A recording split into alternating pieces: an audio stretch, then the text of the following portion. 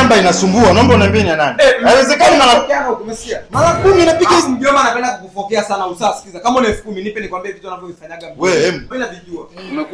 Umekuja. Sikiliza. Mjomba anatoka na yule rafiki yako ambaye kila siku anakujaga hapo na yupi? Yule. Unamjua, unaona? Shaka sikiliza. Acha kupanda waume kichwani. Kuna mfikaje mwanaume?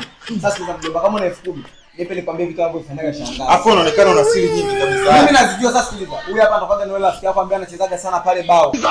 Yaani unatoka na mzee.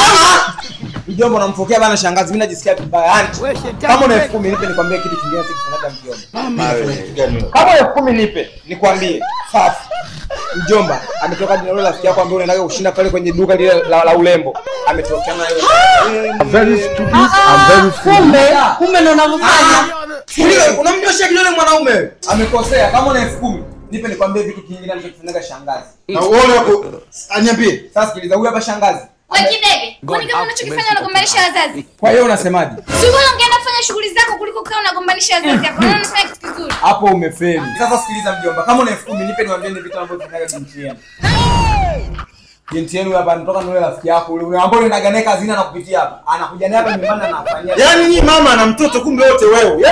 Sasa bwana msipokee binamu yangu, mimi najisikia vibaya. Sasa nipeni 10,000 niwaambie vitu unavyovifanyaga mimi.